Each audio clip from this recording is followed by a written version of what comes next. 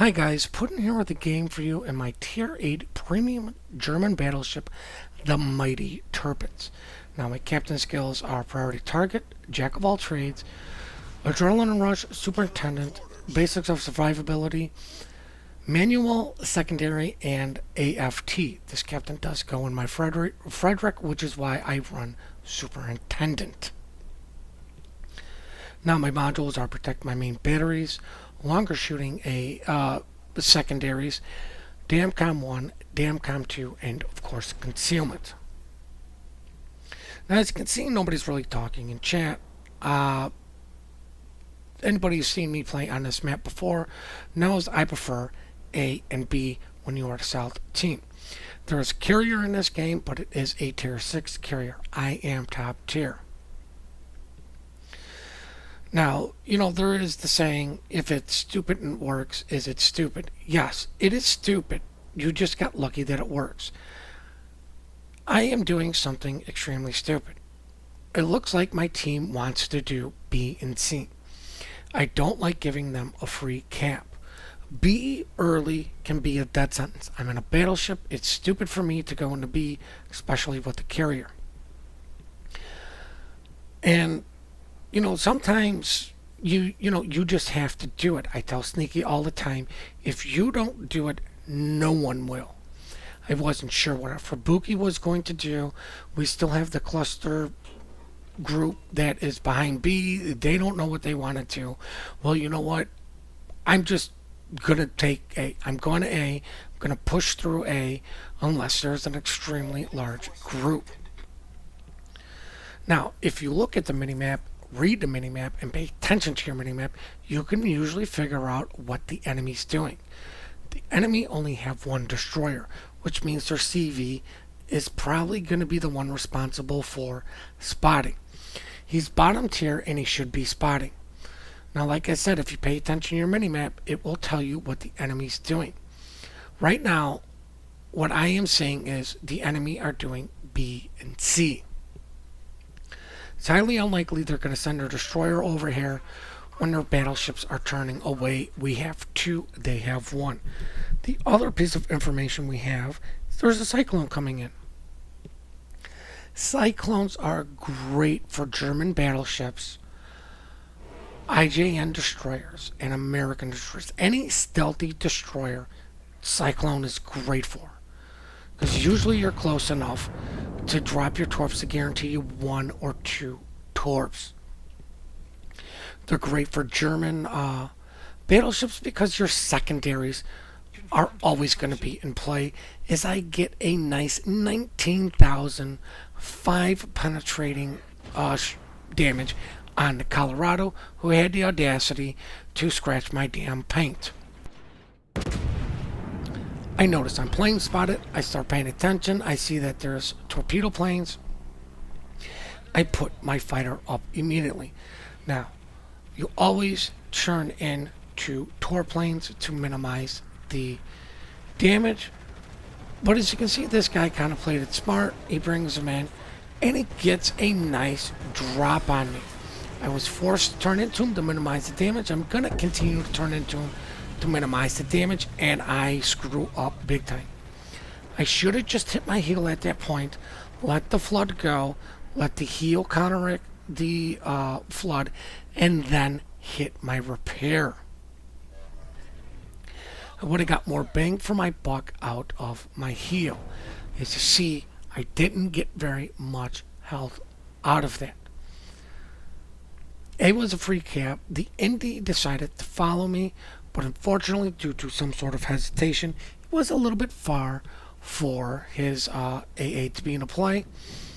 But I know the carrier saw him, so I'm thinking 2 things at this point. Ooh, look, destroyer smoke. Let me sit into it and abuse it.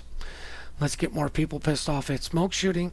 And 2, I don't think the carrier is going to send planes my way anytime soon because there is an Indianapolis that is tailing me. Now, I really would have liked the Indianapolis to continue to tail me, to follow me, to give me, AA support and his radar. As you can see, I believe we have 3 ships in B. The enemy controlled B. We do not. The enemy are in control of C. So here's my thing. I'm top tier. Cyclone's coming in. I have, for the most part, a full secondary build. I have 6 kilometer torpedoes, so anything coming at me is in my secondaries, in my main batteries, of course, and is actually going to be within my torp range. They are not going to have the time to slow down to miss my torpedoes if I send them at them. This York's AFK. Might as well get the free damage in before the destroyer finishes them off with torps. But as you can see, our carrier is playing smart. He can see the minimap just as well as everyone else, which means he is heading to A. There's nobody there. He's going to be safe at A. He's going to be close enough to support B. He's going to recycle his planes fast enough, and nothing is going to really get to him because they have to go through the fleet first. Now, like I said, the Indy is kind of following the DD, but I turn out because of torp planes and because the destroyer. Now, this is the only time to turn out is when you have plenty of warning that the planes are coming in. But the main reason I turned out was because the DD, I didn't know where he was when he dropped his torpedoes. Now, I aim a little bit too far behind the Dunkirk, but I'm not too worried about him or his 13-inch guns. As the Indianapolis finishes off the York. But as you can see, the guys that went in to B have died. This poor Byron is not looking for the life. They are going to focus him down. 1, he's closer. 2, he's threatening their camp.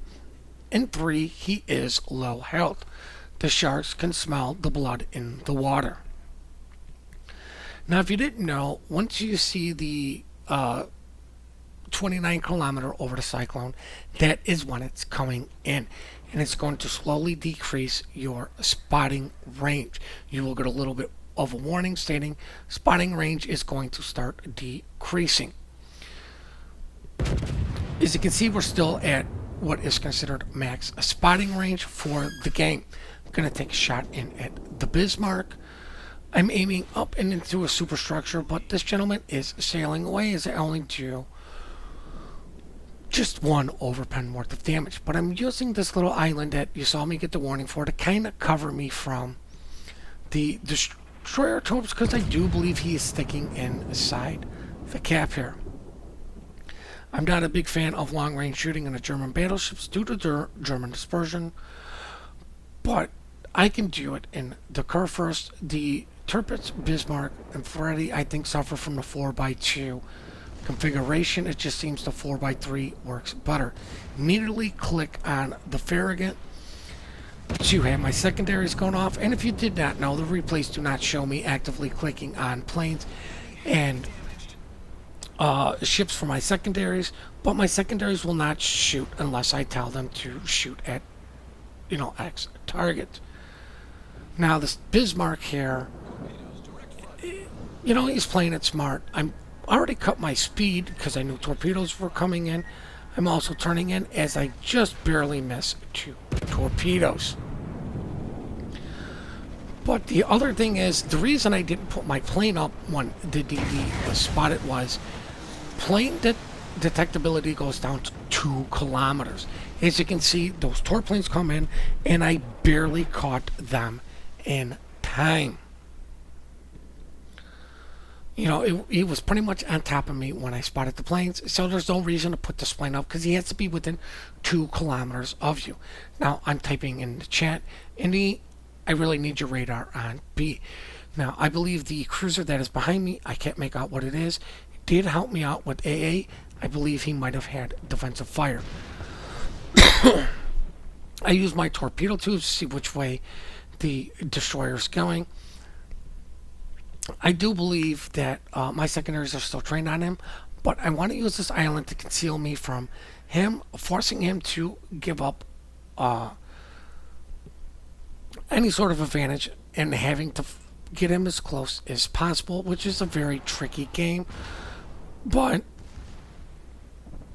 it does mean he really has to come out in the open to get me. I believe the Indy is getting this gentleman on radar. I double checked this guy with Torps, but I kind of don't want to send him because I know the Indy and one other ship are coming that way, and I don't want to potentially hit them. I also don't want to limit the maneuverability of the cruiser behind me if he needs to turn in to dodge the frigate, as the NC deals with the destroyer for me. But as you can see, I've played aggressively into taking B, but passively in controlling B. I'm denying the enemy points, and I'm forcing them to have to come to me to take their cap. I'm using my torque tubes to see what this gentleman is doing. Now, their enemy carrier does something smart, but he's going to lose a lot of his planes. He puts his planes over us to spot us, so these guys know where we're at and what we are doing, which mitigates sitting behind the island. Now I am turning to dodge torps that, I didn't know if they were for me or for the Kutuzov. The enemy Leander did drop on the Kutuzov, so that means no torps are coming for me. I'm just gonna kind of stop, slowly go forward, take a shot in the end on the Otago, get a nice 11,000 non-Citadel hit, get my secondaries on him, and then the Citadel machine that is known as the Indianapolis finishes off the Otago.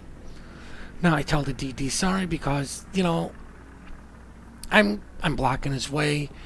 Well, we don't hit. I'm trying to get moving forward. To me, it's just a courtesy thing. If you want to be an asshole to me in chat, I will be one right back to you, but I usually try to start off by being nice. Now, if any of you don't know and have seen any of my replays, when I'm joking with friends that I do know, I do say I'm reporting them, but what I'm really doing is complimenting them. I did send Indianapolis a compliment after this game. Now, here's the Bismarck that was down to a quarter of his health. It's now back up to nearly half of it. I'm going to get my secondaries going on him, see what the Chapaev's doing. Chapaev dies. I drop my torps on a bow in Bismarck for two reasons. One, if I get one, great. But more importantly, I need this guy to stay bow in. I'm angled to him while I get the most bang out of my buck. I got most of my guns in on him. Got my secondaries going into town, and I'm still getting decent damage.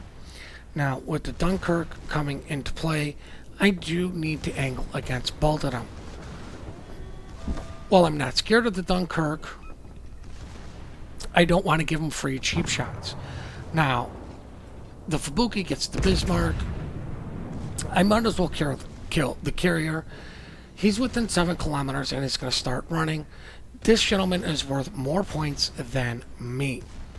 Now, the carrier played very aggressively, and unfortunately, it's coming back to haunt him. Luckily for me, the Bismarck is not looking at me, but there are 2 ships looking at me. I'm going to take one more shot in on the Independence because he's quickly getting out of view range. I do get a fire on him. Now I'm going to focus down on a Dunkirk because I'm afraid this gentleman is just going to come in and ram. It would be a good trade for them. They're going to take out a very strong ship. Well, there's really not much this gentleman can do besides shoot a jimmy. I'm just using my indicator to see what this gentleman's doing. I am trying to overmatch his bow. Unfortunately, I get 2 ricochets and only 1 pen. But more importantly, I'm trying to stay angled against the Bismarck more, but I am angled against the Dunkirk. This guy's foolishly enough to put stuff like that right into my hull. They're just going to harmlessly bounce and do 0 damage. I was thinking about shooting at the Bismarck, but you know what? This guy needs to die. I don't want him to get the lucky ram off.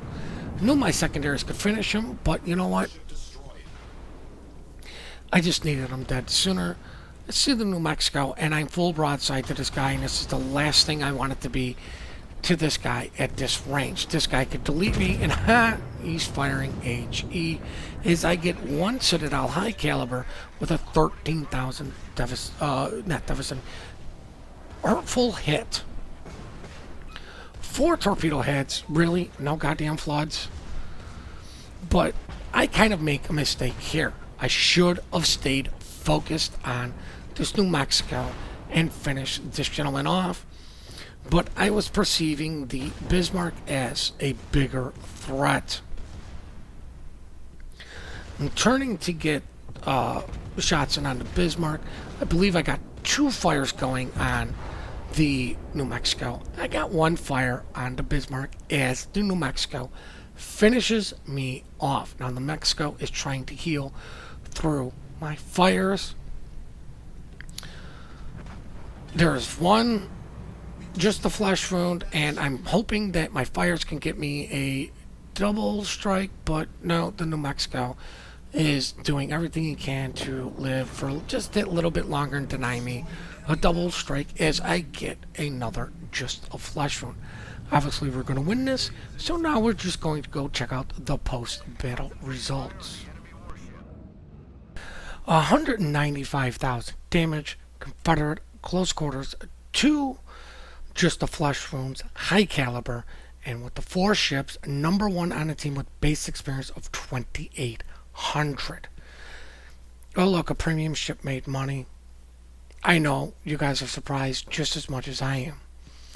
110,000 coming from my main battery, all of that AP, 40,000 from the torpedoes, 22,000 from the secondaries, and 22,000 from the fires I did get. I hope you guys really enjoyed this replay.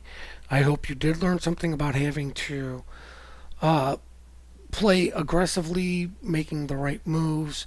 Like I've said earlier in this, if you don't do it, no one will. And sometimes you just have to take the bull by the horns and lead the charge, whether you like it or not.